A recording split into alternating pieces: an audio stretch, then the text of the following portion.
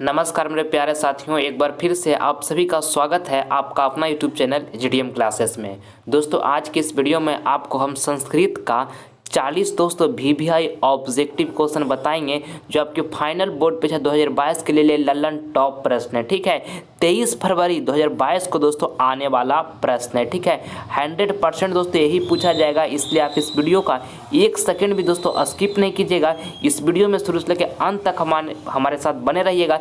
1 से लेकर 40 तक सभी प्रश्नों को बारीकी से के साथ देखिएगा। ठीक है आप, ठीक है, और इसमें से जो भी प्रश्न आपको याद नहीं होगा उसे नोटबुक पर आप अच्छी तरीके से लिखकर याद कर लीजिएगा। ठीक है, तो आइए बिना टाइम वेस्ट किए हुए इस वीडियो का स्टार्ट करते हैं। देखिए पहला प्रश्न, पटना के किस दिशा में गंगा बहती है? दोस्तों काफी महत्वपूर्ण प्रश्न है आपके फाइनल बोर्ड परीक्षा 2022 के लिए। आपको बताना है ये प्रश्न कि पटना के किस दिशा में गंगा बहती है, तो उत्तर दिशा में बहती है। दोस्तों आपको इसको याद रखना है। ऑप्शन नंबर यहाँ पे सी जो होगा बिल्कुल करेक्ट आंसर हो जाएगा। ठीक है, आइए नेक्स्ट प्रश्न हम देख लेते हैं। दूसरा नंबर, भारत में किस महान परंपरा को सुनाया जाता है? ऑप्शन ए में लिखा है शास्त्रों को, बी में लिखा है शास्त्र को, सी में लिखा है लोभ को और डी में लिखा हुआ है कल्हा को। तो दोस्तों आपको दूसरा नंबर प्रश्न बताना है कि भारत में किस महान परंपरा को सुनाया जाता है, तो शास्त्रों को सुनाया जाता है। दोस्तों आपको इसको याद रखना है। ऑप्शन नंबर यहाँ पे ए जो होगा बिल्कुल करेक्ट आंसर हो जाएगा। ठीक है, आइए नेक्स्ट प्रश्न अब हम देख लेते हैं। तीसरा नंबर, स्वामी दयानंद का जन्म किस गांव में हुआ था? काफ़ी महत्वपूर्ण प्रश्न है दोस्तों। ये प्रश्न आपके बोर्ड एग्जाम में 10 बार से भी ज़्यादा बार पूछा गया है और 2022 बोर्ड एग्जाम का भी दोस्तों पेपर में जाकर 100% ये प्रश्न छपेगा। ठीक है, आपको बताना है प्रश्न में कि स्वामी दयानंद का जन्म किस गांव में हुआ था, तो दोस्तों गुजरात के टंकारा नामक गाँव में हुआ था। ठीक है, आपको इसको याद रखना है। ऑप्शन नंबर यहाँ पे बी जो होगा बिल्कुल करेक्ट आंसर हो गया। आइए अगला प्रश्न हम देख लेते हैं। चौथा नंबर, पाटलिपुत्र नगर में क्या प्रसिद्ध है? ऑप्शन ए में लिखा हुआ है ताजमहल, बी में लिखा हुआ है गोलघर, सी में लिखा हुआ है राजमहल और डी में लिखा हुआ है जल मीनार। तो दोस्तों आपको चौथा नंबर प्रश्न में बताना है कि पाटलिपुत्र नगर में क्या प्रसिद्ध है, तो गोलघर प्रसिद्ध है। ठीक है, ऑप्शन नंबर दोस्तों यहाँ पे बी जो होगा हमारा बिल्कुल करेक्ट आंसर हो जाएगा। ठीक है, आइए नेक्स्ट प्रश्न हम देख लेते हैं। 5 नंबर, मंगलम पाठ में कितने मंत्र हैं? अति महत्वपूर्ण प्रश्न है दोस्तों आपके फाइनल बोर्ड परीक्षा के लिए। आपको ये प्रश्न बताना है कि मंगलम पाठ में कितने मंत्र हैं, तो 5 मंत्र हैं दोस्तों। ठीक है, आपको इसको याद रखना है। ऑप्शन नंबर यहाँ पे बी जो होगा हमारा बिल्कुल राइट आंसर हो जाएगा। ठीक है, आइए नेक्स्ट प्रश्न हम देख लेते हैं। 6 नंबर, दोस्तों इस वीडियो के माध्यम से आपको हम 40 चुनिंदा प्रश्न आपके सामने रखेंगे। ये सारा प्रश्न दोस्तों आपके फाइनल बोर्ड परीक्षा 2022 के लिए अति महत्वपूर्ण प्रश्न है। ठीक है, ये सभी प्रश्न दोस्तों आपके बोर्ड परीक्षा में जाकर 100% लड़ेगा, ये मैं गारंटी के साथ बोल सकता हूँ। ठीक है, क्योंकि मैं इस वीडियो में वही प्रश्न को बता रहा हूँ जो आपके बोर्ड एग्जाम में बार बार पूछे जाते हैं। ठीक है, और 2022 बोर्ड एग्जाम में भी पूछा जाएगा, इसलिए आप इस वीडियो में हमारे साथ शुरू से लेकर अंत तक बने रहिएगा। एक सेकंड भी दोस्तों इस वीडियो का आप स्किप नहीं कीजिएगा। ठीक है, देखिए छठा नंबर प्रश्न, कहता है यह संसार किसके द्वारा अनुशासित है? ऑप्शन ए में लिखा है मनुष्य के द्वारा, बी में लिखा है वीरों के द्वारा, सी में लिखा है दानव के द्वारा और डी में लिखा है परमात्मा के द्वारा। तो दोस्तों आपको इस 6 नंबर प्रश्न में बताना है कि यह संसार किसके द्वारा अनुशासित है, तो परमात्मा के द्वारा दोस्तों अनुशासित है। ठीक है, ऑप्शन नंबर यहाँ पे डी जो होगा हमारा बिल्कुल राइट आंसर हो जाएगा। आइए अगला प्रश्न हम देख लेते हैं।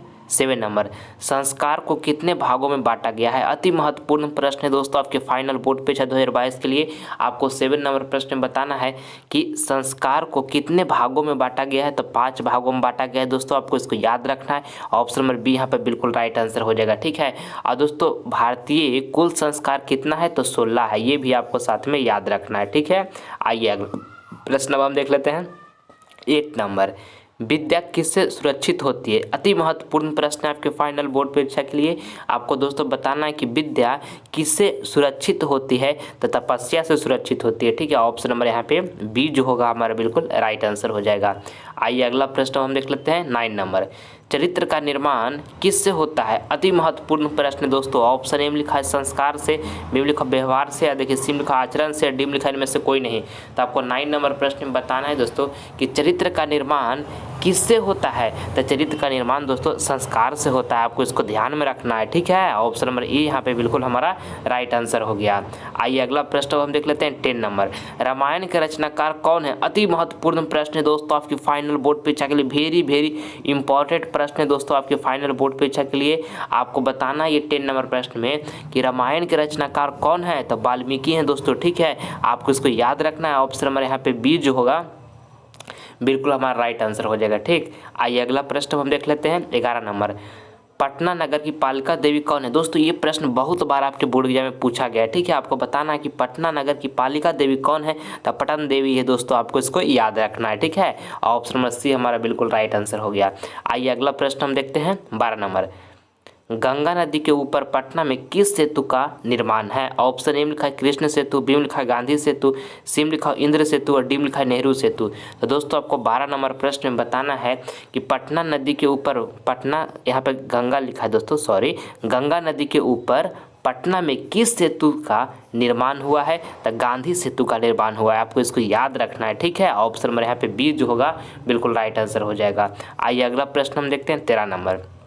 वेद कितने प्रकार के होते हैं? अति महत्वपूर्ण प्रश्न है, बताइए दोस्तों। आपको बताना है प्रश्न में कि वेद कितने प्रकार के होते हैं? तो 4 प्रकार के वेद होते हैं दोस्तों। ऑप्शन नंबर यहाँ पे बी जो होगा हमारा बिल्कुल राइट आंसर हो जाएगा, ठीक है। आइए अगला प्रश्न हम देख लेते हैं 14 नंबर। पाटलिपुत्र किस महापुरुष की जन्मस्थली है? दोस्तों ये भी प्रश्न आपके बोर्ड एग्जाम के लिए ललन टॉप है। ऑप्शन ए में लिखा है गुरु गोविंद सिंह, बी में लिखा है गुरु नानक, सी में लिखा है महावीर और डी में लिखा है गौतम बुद्ध। तो आपको दोस्तों ये 14 नंबर प्रश्न में बताना है कि पाटलिपुत्र किस महापुरुष की जन्मस्थली है? तो गुरु गोविंद सिंह का है दोस्तों, ठीक है। ऑप्शन नंबर यहाँ पे ए जो होगा बिल्कुल करेक्ट आंसर हो जाएगा। और सिखों के 10वें गुरु दोस्तों गुरु गोविंद सिंह है, ये भी आपको साथ में याद रखना है, ठीक है, कि सिखों के दोस्तों 10वें गुरु कौन थे? तो गुरु गोविंद सिंह थे, ठीक है। इसको भी आपको ध्यान में रखना है। अब पाटलिपुत्र किस महापुरुष की जन्मस्थली है? तो गुरु गोविंद सिंह की है, ठीक है। ऑप्शन नंबर ए यहाँ पे हमारा बिल्कुल करेक्ट आंसर हो गया। आइए अगला प्रश्न हम देख लेते हैं 15 नंबर। उपनिषद के कितने प्रकार होते हैं? अति महत्वपूर्ण प्रश्न है दोस्तों। आपको बताना है ये प्रश्न में कि उपनिषद के कितने प्रकार होते हैं? तो 108 प्रकार होते हैं दोस्तों, आपको इसको याद रखना है। ऑप्शन नंबर डी यहाँ पे बिल्कुल करेक्ट आंसर हो गया। आइए अगला प्रश्न हम देख लेते हैं 16 नंबर। नदियाँ नाम और रूप को छोड़कर किस में मिल जाती है? दोस्तों ये भी प्रश्न काफ़ी महत्वपूर्ण है। आपको बताना है कि नदियाँ नाम और रूप को छोड़कर किस में मिल जाती है? तो दोस्तों समुद्र में मिल जाती है, ठीक है। ऑप्शन नंबर यहाँ पे ए जो होगा हमारा बिल्कुल राइट आंसर हो जाएगा। आइए अगला प्रश्न हम देख लेते हैं 17 नंबर। और दोस्तों अगर जो अभी तक आप हमारे चैनल को सब्सक्राइब नहीं किए हैं तो प्लीज़ दोस्तों इस चैनल को आप सब्सक्राइब कर लें। इससे आपको फ़ायदा क्या होगा कि जब हम लाइव क्लास आएंगे तो इसका नोटिफिकेशन सबसे पहले आपको प्राप्त होगा, ठीक है। मैं आपके लिए एक वीडियो दोस्तों काफ़ी मेहनत के बाद बना पाता हूँ, इसलिए अगर जो आप हमारे वीडियो को पसंद करते हैं तो इस वीडियो को आप दिल से लाइक ज़रूर किया करें और इस वीडियो को ज़्यादा से ज़्यादा अपने दोस्तों में भी शेयर किया करें, ठीक है। आप लोग केवल वीडियो देख लेते हैं और छोड़ देते हैं, नहीं दोस्तों, मैं आपके लिए एक वीडियो काफ़ी संघर्ष के बाद बना पाता हूँ, ठीक है। इसलिए पसंद आए तो लाइक जरूर किया करें और अपने दोस्तों के पास भी इस वीडियो को शेयर किया करें। और अगर चैनल को अभी तक आप सब्सक्राइब नहीं किए हैं तो प्लीज़ इस चैनल को आप सब्सक्राइब कर लें, ठीक है। देखिए 17 नंबर प्रश्न। पटना शब्द की उत्पत्ति किस शब्द से हुआ है? दोस्तों काफ़ी महत्वपूर्ण प्रश्न है। आपको बताना है कि पटना शब्द की उत्पत्ति किस शब्द से हुआ है? तो पतन से हुआ है, ठीक है। ऑप्शन नंबर यहाँ पे बी जो होगा बिल्कुल हमारा राइट आंसर हो जाएगा, ठीक है। आइए अगला प्रश्न हम देखते हैं। अगला प्रश्न हमारा 18 नंबर है। प्राणी के हृदय रूपी गुफा में कौन विद्यमान है? ऑप्शन ए में लिखा हुआ है आत्मा, बी में लिखा है शरीर, सी में लिखा है देव और डी में लिखा है राक्षस। तो दोस्तों आपको 18 नंबर ये प्रश्न है, इसमें आपको बताना है कि प्राणी के हृदय रूपी गुफा में कौन विद्यमान है? तो आत्मा विद्यमान है दोस्तों, ठीक है। ऑप्शन नंबर यहाँ पे ए जो होगा बिल्कुल हमारा करेक्ट आंसर हो जाएगा, ठीक है। आइए अगला प्रश्न हम देख लेते हैं 19 नंबर। भारत की शोभा को देखकर कौन प्रसन्न है? ऑप्शन ए में लिखा हुआ ईश्वर, बी में लिखा हुआ आलसी, सी में लिखा क्रोधी और डी में लिखा है दैत्य। तो आपको 19 नंबर प्रश्न में दोस्तों बताना है कि भारत की शोभा को देखकर कौन प्रसन्न है? तो ईश्वर दोस्तों प्रसन्न है, ठीक है। ऑप्शन नंबर यहाँ पे ए जो होगा बिल्कुल हमारा राइट आंसर हो जाएगा। आइए अगला प्रश्न हम देख लेते हैं 20 नंबर। मंगलम पाठ में किसके सिद्धांत का वर्णन है? दोस्तों अति महत्वपूर्ण प्रश्न है। आपको बताना है ये प्रश्न में कि मंगलम पाठ में किसके सिद्धांत का वर्णन है? तो दर्शन शास्त्र का दोस्तों वर्णन है, ठीक है। ऑप्शन नंबर यहाँ पे बी जो होगा बिल्कुल हमारा राइट आंसर हो जाएगा, ठीक है। आइए अगला प्रश्न हम देख लेते हैं 21 नंबर। पटना में बहुत बार कौन आए? ऑप्शन ए में लिखा हुआ है महावीर, बी में लिखा हुआ है अकबर, और देखिए सी में लिखा हुआ भगवान बुद्ध, और डी में लिखा हुआ दशरथ। तो दोस्तों आपको 21 नंबर प्रश्न में बताना कि पटना में बहुत बार कौन आए, तो भगवान बुद्ध आए दोस्तों। ऑप्शन नंबर यहाँ पे सी जो होगा बिल्कुल राइट आंसर हो जाएगा, आपको इसको याद रखना है, ठीक है। आइए अगला प्रश्न हम देख लेते हैं 22 नंबर। भारतीय संस्कार कुल कितना है? अति महत्वपूर्ण प्रश्न है दोस्तों। ये प्रश्न आपके बोर्ड एग्जाम में 10 बार से भी ज़्यादा बार पूछा गया है दोस्तों, और 2022 बोर्ड एग्जाम में भी 100% ये पेपर में जाकर आपका छपेगा, ठीक है। आपको बताना कि भारतीय संस्कार कुल कितना है, तो 16 है दोस्तों, आपको इसको रट जाना है। ऑप्शन नंबर यहाँ पे बी जो होगा हमारा बिल्कुल राइट आंसर हो जाएगा। आइए अगला प्रश्न हम देखते हैं 23 नंबर। किसको धन देना चाहिए? ये भी प्रश्न काफ़ी महत्वपूर्ण है। ऑप्शन ए में लिखा है धनहीन को, बी में लिखा है राजा को, सी में लिखा है विद्वान को, और डी में लिखा है धनवान को। तो आपको 23 नंबर प्रश्न में बताना है दोस्तों कि किसको धन देना चाहिए, तो धनहीन को धन देना चाहिए, ठीक है। ऑप्शन नंबर यहाँ पे ए जो होगा बिल्कुल हमारा राइट आंसर हो जाएगा, ठीक है। आइए अगला प्रश्न हम देख लेते हैं 24 नंबर। और दोस्तों ये 40 ऑब्जेक्टिव प्रश्न में से जो भी प्रश्न आपको याद नहीं होगा उसे नोटबुक पर लिख लीजिएगा और आप उसे याद कर लीजिएगा, ठीक है। क्योंकि अगर जो आपका टारगेट है कि मुझे 480 प्लस मार्क्स लाना है, तो दोस्तों आपको मेहनत करना पड़ेगा, ठीक है। तब जाकर ये अचीवमेंट को आप प्राप्त कर सकते हैं, ठीक है। लगभग आपके पास 1 मंथ समय बचा हुआ है, ठीक है। जितना आपके पास एनर्जी है, जितना आपके पास जोश है, पूरा झोंक दीजिए दोस्तों। एक एक मिनट जो अभी आपका समय बीत रहा है वो काफ़ी महत्वपूर्ण है आपके लिए, ठीक है। एक बात ध्यान में रखिएगा बाबू, जो एक बार समय ज़िंदगी से बीत जाता है ना, वो दोबारा कभी भी लाइफ में लौट कर नहीं आता है। अगर जो आपका 2022 बोर्ड एग्जाम एक बार आपका ज़िंदगी से चला जाएगा ना, तो फिर कभी भी 2022 बोर्ड एग्जाम लौट कर नहीं आएगा, ठीक है। अपने लिए नहीं तो अपने माता पिता के लिए पढ़िए। माता पिता बहुत उम्मीद से आपको पाल पोस कर इतना बड़ा किए हैं, ठीक है। कितना दर्द, कितना दुख होता है एक बच्चा को इतना बड़ा करने में, आप इसकी कल्पना नहीं कर सकते हैं मेरे प्यारे साथियों, ठीक है। इस बात को कल्पना केवल एक माता पिता ही कर सकते हैं, ठीक है। इसलिए जितना आपके पास एनर्जी है, जितना जोश है, पूरी जोश के साथ पढ़ाई कीजिए और हर हालत में 480 प्लस मार्क्स प्राप्त कीजिए और माता पिता का गांव मोहल्लों में नाम रोशन कीजिए, ठीक है। आपका ये कर्तव्य है कि हम अच्छे तरीके से पढ़ाई करें और माता पिता का नाम रोशन करें, ठीक है। अपने कर्तव्य को, अपनी जिम्मेदारी को पूरी इच्छा शक्ति के साथ आप निभाइए, ठीक है। चलिए हम देखते हैं 24 नंबर प्रश्न। अतः आर्य समाज की स्थापना सर्वप्रथम कहाँ हुई थी? तो मुंबई में हुई थी दोस्तों, आपको इसको याद रखना। ऑप्शन नंबर बी जो होगा बिल्कुल करेक्ट आंसर हो जाएगा। आर्य समाज की स्थापना सर्वप्रथम कहाँ हुई थी? तो मुंबई में हुई थी, ठीक है। आइए अगला प्रश्न हम देखते हैं 25 नंबर। और दोस्तों जैसे हम आपको अदर सब्जेक्ट का तैयारी नहीं हुआ है तो हमारे डिस्क्रिप्शन में विजिट कीजिए, वहाँ पर लिंक दिया हुआ है जिसमें हम काफ़ी महत्वपूर्ण प्रश्न बताए हैं जो आपके 2022 बोर्ड एग्जाम के लिए दोस्तों वेरी इंपॉर्टेंट प्रश्न है। एक बार आप उसे देखिए, उस वीडियो के माध्यम से आपको जरूर मदद मिलेगा, ठीक है। आप हमसे जितना मेहनत होगा बाबू आपके लिए हम करने के लिए तैयार है, बशर्ते आप लोग मन से पढ़िएगा, माता पिता को धोखा नहीं दीजिएगा, ठीक है। पूरी लगन और जोश के साथ पढ़ाई कीजिएगा। हम आपके साथ तब तक बने रहेंगे जब तक आपका एग्जाम हो ना जाए, ठीक है। ये आप हमारे साथ जरूर बने रहिएगा। हमसे जितना मेहनत होगा, जितना अच्छा क्वालिटी होगा आपके लिए हम प्रोवाइड करते रहेंगे, ठीक है। देखिए 25 नंबर प्रश्न कहता है समाज सुधारक कौन थे? ऑप्शन ए में लिखा हुआ है स्वामी दयानंद, बी में लिखा हुआ है राधा मोहन, और सी में लिखा है रामस्वरूप शुक्ल, और डी में लिखा है गणेश ओझा। तो आपको बताना है 25 नंबर प्रश्न में कि समाज सुधारक कौन थे? तो दोस्तों स्वामी दयानंद थे, ठीक है। और समाज सुधारक कौन थे? तो स्वामी दयानंद थे। ऑप्शन नंबर यहाँ पे ये जो होगा बिल्कुल हमारा राइट आंसर हो जाएगा, ठीक है। आइए अगला प्रश्न हम देख लेते हैं 26 नंबर। हिरण्मय पात्र से किसका मुंह ढका हुआ है? काफ़ी महत्वपूर्ण प्रश्न है आपके बोर्ड एग्जाम के लिए। आपको बताना है ये प्रश्न में कि हिरण्मय पात्र से किसका मुंह ढका हुआ है? तो सत्य का ढका हुआ है दोस्तों, ठीक है। ऑप्शन नंबर यहाँ पे ए जो होगा बिल्कुल हमारा राइट आंसर हो जाएगा, ठीक है। आइए अगला प्रश्न हम देख लेते हैं 27 नंबर। कैमोदी महोत्सव कहाँ मनाया जाता है? ऑप्शन ए में लिखा वैशाली में, बी में लिखा गया में, सी में लिखा पाटलिपुत्र में, और डी में लिखा मुजफ्फरपुर में। तो आपको 27 नंबर प्रश्न में दोस्तों बताना है कि कैमोदी महोत्सव कहाँ मनाया जाता है? तो पाटलिपुत्र में मनाया जाता है, ठीक है। ऑप्शन नंबर यहाँ पे सी जो होगा हमारा बिल्कुल राइट आंसर हो जाएगा, ठीक है। आइए अगला प्रश्न हम देख लेते हैं 28 नंबर।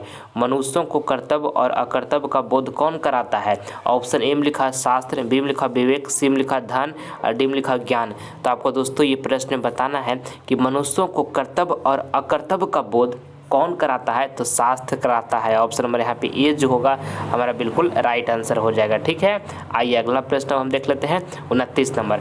भारत के प्रति हमारा कर्तव्य होना चाहिए। ऑप्शन ए में लिखा हुआ है भक्ति, बी में लिखा है शक्ति, सी में लिखा है दया, डी में लिखा है मोह। तो आपको दोस्तों 29 नंबर प्रश्न बताना है कि भारत के प्रति हमारा कर्तव्य होना चाहिए तो भक्ति होना चाहिए। ठीक है, ऑप्शन नंबर यहाँ पे ए जो होगा हमारा बिल्कुल राइट आंसर हो जाएगा। आइए अगला प्रश्न हम देख लेते हैं 30 नंबर। रामप्रवेश के गांव का क्या नाम था? ये प्रश्न दोस्तों पहले भी आपको हम बहुत बार बताए हैं और काफ़ी महत्वपूर्ण है ये प्रश्न, इसलिए मैं ये प्रश्न को आपको बार बार बता रहा हूँ कि 2022 बोर्ड एग्जाम ये पेपर में दोस्तों छपेगा प्रश्न। ठीक है, आपको बताना कि रामप्रवेश के गाँव का क्या नाम था? तो भिखन टोला नाम था। ठीक है, ऑप्शन नंबर यहाँ पे डी जो होगा बिल्कुल हमारा राइट आंसर हो जाएगा। ठीक है, आइए अगला प्रश्न हम देख लेते हैं 31 नंबर। स्वामी दयानंद का जन्म कब हुआ था? दोस्तों आपको बताना है 31 नंबर प्रश्न में कि स्वामी दयानंद का जन्म कब हुआ था। तो 1824 ईस्वी में दोस्तों गुजरात के टंकारा नामक गांव में हुआ था स्वामी दयानंद का जन्म। ऑप्शन नंबर यहाँ पे बी जो होगा हमारा बिल्कुल राइट आंसर हो जाएगा। आइए अगला प्रश्न हम देखते हैं 31 हो गया दोस्तों। 32 नंबर है। रामप्रवेश ने स्नातक परीक्षा में कौन स्थान प्राप्त किया? ऑप्शन ए में लिखा उच्च स्थान, बी में लिखा निम्न स्थान, सी में लिखा प्रथम स्थान और डी में लिखा द्वितीय स्थान। तो आपको दोस्तों 32 नंबर प्रश्न बताना है कि रामप्रवेश ने स्नातक परीक्षा में कौन स्थान प्राप्त किया?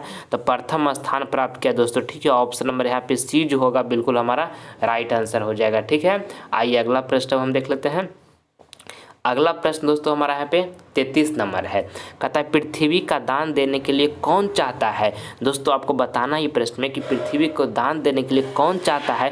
तो कर्ण चाहता है दोस्तों। ऑप्शन नंबर यहाँ पे डी जो होगा हमारा बिल्कुल राइट आंसर हो जाएगा। ठीक है, चलिए नेक्स्ट प्रश्न अब हम देख लेते हैं 34 नंबर। शरीर का सबसे बड़ा शत्रु कौन है? ऑप्शन ए में लिखा हुआ है क्षमा, बी में लिखा आलस, सी में लिखा क्रोध और डी में लिखा लोभ। तो आपको बताना है दोस्तों ये प्रश्न में कि शरीर का सबसे बड़ा शत्रु कौन है? तो आलस दोस्तों शरीर का सबसे बड़ा शत्रु है। ठीक है, इसलिए आलस जीवन में कभी नहीं कीजिए। ऑप्शन नंबर बी जो होगा हमारा बिल्कुल करेक्ट आंसर हो जाएगा। ठीक है, ऑप्शन नंबर बी। आइए अगला प्रश्न हम देखते हैं 35 नंबर। आलस कथा का रचनाकार कौन है? काफ़ी महत्वपूर्ण प्रश्न है, आपको बताना है दोस्तों कि आलस कथा का रचनाकार कौन है? तो विद्यापति हैं दोस्तों, आपको इसको याद रखना है। ऑप्शन नंबर यहाँ पे ए जो होगा हमारा बिल्कुल करेक्ट आंसर हो जाएगा। ठीक है, आलस कथा का रचनाकार विद्यापति हैं।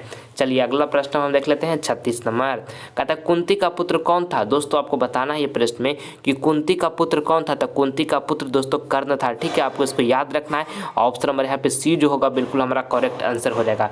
और दोस्तों कर्ण का पिताजी का नाम क्या था? तो कर्ण का पिताजी का नाम दोस्तों सूर्य था। ठीक है, ये भी आपको ध्यान में रखना है, आपके बोर्ड एग्जाम में पूछे जाते हैं। आइए अगला प्रश्न हम देखते हैं 37 नंबर। जीवन का श्रेष्ठ लक्ष्य होना चाहिए। ऑप्शन ए में लिखा है शांति, बी में लिखा है विश्व कल्याण, सी में लिखा है सद्भावना, डी में लिखा है ये सभी। तो आपको दोस्तों 37 नंबर प्रश्न बताना है कि जीवन का श्रेष्ठ लक्ष्य क्या होना चाहिए? तो शांति भी होना चाहिए दोस्तों, विश्व कल्याण भी होना चाहिए और सद्भावना भी होना चाहिए। हमारा राइट आंसर जो होगा ये सभी। ऑप्शन नंबर यहाँ पे डी जो होगा बिल्कुल हमारा राइट आंसर हो जाएगा। ठीक है, सारा प्रश्न दोस्तों आपके फाइनल बोर्ड परीक्षा 2022 के लिए ललन टॉप प्रश्न है। इसमें से बहुत सारे प्रश्न दोस्तों आपके फाइनल बोर्ड परीक्षा में जाकर 100% लड़ेगा, ये मैं दावे के साथ बोल सकता हूँ। ठीक है, इसलिए इस वीडियो का आप सारे प्रश्न को अच्छे तरीके से याद कर लीजिएगा। ठीक है, देखिए 38 नंबर प्रश्न कहता है कि स्वामी दयानंद का जन्म कहाँ हुआ था? तो स्वामी दयानंद का जन्म कहाँ हुआ था? गुजरात में हुआ था, अभी आपको बताए हैं। ऑप्शन नंबर यहाँ पे डी जो होगा दोस्तों बिल्कुल हमारा राइट आंसर हो जाएगा। आइए अगला प्रश्न हम देख लेते हैं। घर की लक्ष्मी कौन होती है? दोस्तों आपको बताना है कि घर की लक्ष्मी कौन होती है? तो घर की लक्ष्मी दोस्तों स्त्री होती है। ठीक है, ऑप्शन नंबर यहाँ पे बी जो होगा बिल्कुल करेक्ट आंसर हो गया। आइए नेक्स्ट प्रश्न हम देख लेते हैं 40 नंबर। ये दोस्तों हमारा अंतिम प्रश्न है, आपको इसमें बताना है कि वेदों की ओर लौटो का नारा किसने दिया? ऑप्शन ए में लिखा दयानंद ने, बी में लिखा विद्यासागर ने और सी में लिखा विवेकानंद ने और डी में लिखा इनमें से कोई नहीं। तो आपको दोस्तों बताना है ये प्रश्न में कि वेदों की ओर लौटो का नारा किसने दिया? तो स्वामी दयानंद ने दिए दोस्तों। ऑप्शन नंबर यहाँ पे ए जो होगा हमारा बिल्कुल करेक्ट आंसर हो जाएगा, Swami Dayanand. Option number A दोस्तों बिल्कुल राइट आंसर हो गया। ठीक है, चलिए अगला प्रश्न है दोस्तों आपका HW का प्रश्न है। ठीक है, इसका आंसर आपको हम बताएंगे नहीं, इसका आपका आंसर कमेंट बॉक्स में बताना है कि क्या आंसर होगा। ठीक है, देखिए प्रश्न आपको कहता है कि महान से भी महान क्या है? ऑप्शन ए में लिखा है आत्मा, बी में लिखा है दानव, सी में लिखा हुआ है ऋषि और डी में लिखा हुआ दोस्तों यहाँ पे देवता। तो चारों ऑप्शन में से दोस्तों आपको जो ऑप्शन सही लगेगा उसका जवाब आप हमारे कमेंट बॉक्स में जरूर दीजिएगा। ठीक है, आप सभी विद्यार्थी का हम रिप्लाई जरूर देंगे। ठीक है, और दोस्तों अगर जो ये वीडियो आपको पसंद आया है तो इस वीडियो को आप एक दिल से लाइक कर दें, ठीक है। और इस वीडियो को दोस्तों प्लीज़ अपने फ्रेंड के पास या आपके भाई बहन जो 10th क्लास में पढ़ रहे हैं उनके पास भी शेयर कर दें, ताकि इस वीडियो के माध्यम से उनका कुछ नॉलेज गेन हो सके, ठीक है। और अगर जो अभी तक आप हमारे चैनल को सब्सक्राइब नहीं किए हैं तो इस चैनल को आप सब्सक्राइब कर लें और अपने बेल आइकन को प्रेस कर लें, ताकि जब भी हम वीडियो लाएँ तो उसका नोटिफिकेशन सबसे पहले आपको प्राप्त होगा जब हम लाइव क्लास आएंगे तब, ठीक है। और दोस्तों हर हालत में 480 प्लस लाना है, माता पिता का दोस्तों नाम रोशन करना, ये बात को आपको माइंड में हमेशा गूंजना चाहिए। पूरी लगन और शिद्दत के साथ पढ़ाई कीजिए और हमेशा खुश रहिए और दूसरों को भी खुश रखिए और एक दूसरे को मदद करते रहिए, ठीक है। मिलते हैं दोस्तों आपसे अगले वीडियो में, तब तक के लिए जय हिंद जय भारत।